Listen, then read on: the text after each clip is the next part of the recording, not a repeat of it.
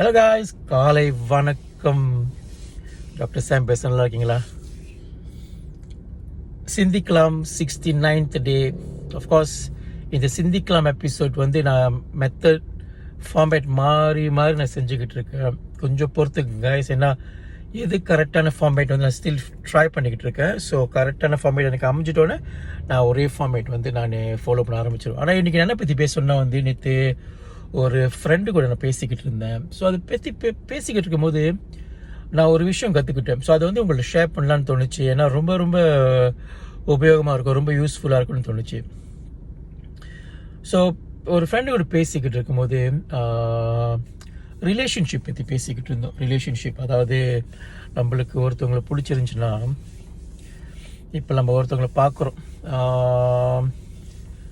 ஒரு ஆண் ஒரு பெண்ணை பார்க்குறாங்க, இல்லை ஒரு பெண் வந்து ஒரு ஆணை பார்க்குறாங்க, பிடிச்சிருக்கு வச்சுங்களேன்.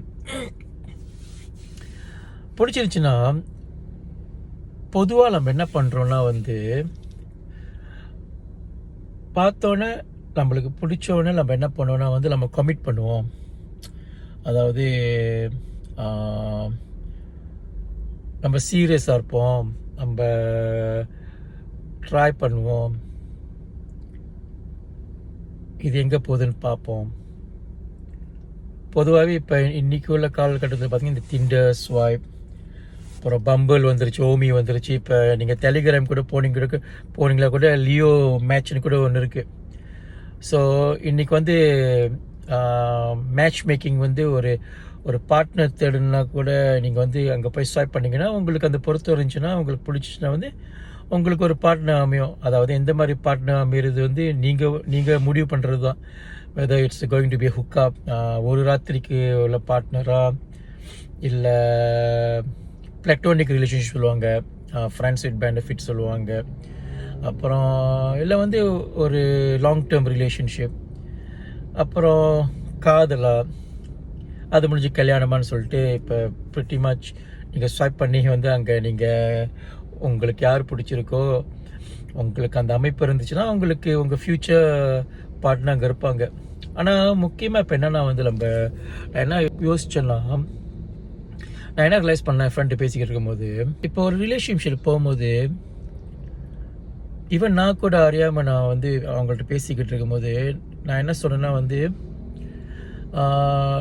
நம்ம வந்து இது சீரியஸாக நம்ம இந்த மாதிரி ஒரு ரிலேஷன்ஷிப் இறங்கும் போது நம்ம இது சீரியஸாக எடுத்துக்கணும். அதாவது வேற ஆள்கிட்ட பேசக்கூடாது.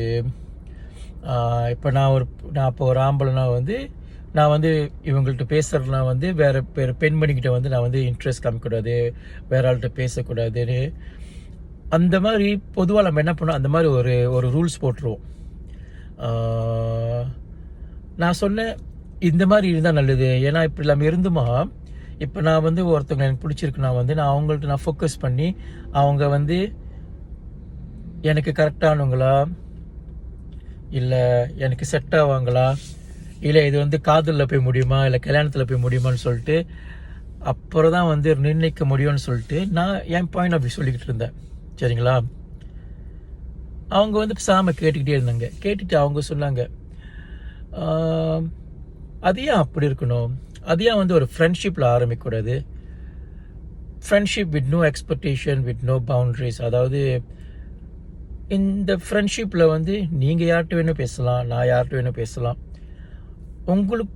உங்களுக்கும் அவங்களுக்கும் அது நடக்கணும்னா அது கண்டிப்பாக நடக்கும். அது அங்கே சுற்றி எங்கே போனாலும் if it's meant to be, அது கண்டிப்பாக நடக்கும்னு சொன்னாங்க. அதை திணிக்க வேணாம், அதை லாக் பண்ண வேணாம், அதை வந்து ஒரு எக்ஸ்க்ளூசிவிட்டின்னு சொல்லிட்டு நம்ம அதில் வந்து அந்த விஷயத்தை போட்டு நம்மளை ஏமாற்றிக்க வேணாம்.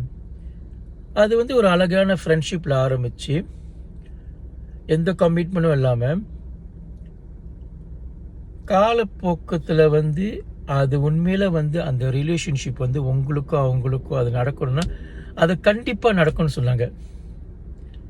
அப்புறம் எனக்கும் ஸ்பார்க் பண்ணிச்சு, ஆமாம், ஏன் நம்ம வந்து இந்த தேவையில்லாமல் ஒரு ஆள் கூட பழகும் போது இவங்கள்ட்ட தான் ஃபோக்கஸாக இருக்கணும், இவங்க பற்றி தான் யோசிச்சுக்கிட்டு இருக்கணும்.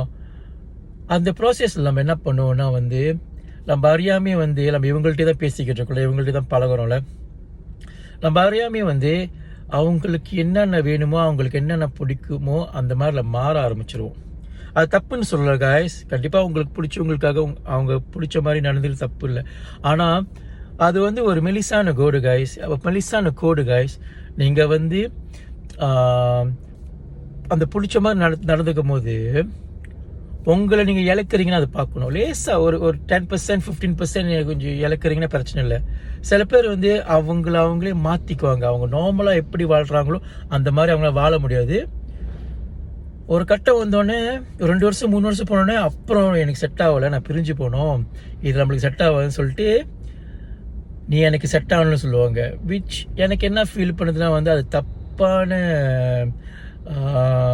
வழிமுறையில் எனக்கு ஃபீல் பண்ணுது காய்ஸ். சரி, என் ஃப்ரெண்டு சொன்ன மாதிரி ஃப்ரெண்டாக இருப்போம். ஏன் திணிச்சிக்கிட்டு நீங்களாக இருங்க, நானாக இருக்கேன், இது நடக்கணும்னா கண்டிப்பாக நடக்கும்னு சொன்னாங்க. ஒரு வார்த்தை சொன்னாங்க காய்ஸ். அந்த வார்த்தை என்னன்னா லெட் இட் கோன்னு சொல்லி, ஜஸ்ட் லெட் இட் கோ. அதை ஃப்ரீயாக விட்டுருங்க. அதை நீங்கள் ஃப்ரீயாக விட்டுங்கன்னா அது உண்மையில் உங்களுக்குன்னா வந்து அது கண்டிப்பாக வந்து நடக்கும் காய்ஸ். ரொம்ப ரொம்ப அழகாக இருந்துச்சு. இதை பற்றி உங்கள்கிட்ட ஷேர் பண்ண தோணுச்சு. ஸோ நீங்கள் யோசிச்சு பாருங்கள், சிந்திச்சு பாருங்கள். உங்கள் வாழ்க்கையில் உங்களுக்கு யாராச்சும் பிடிச்சிருக்குன்னா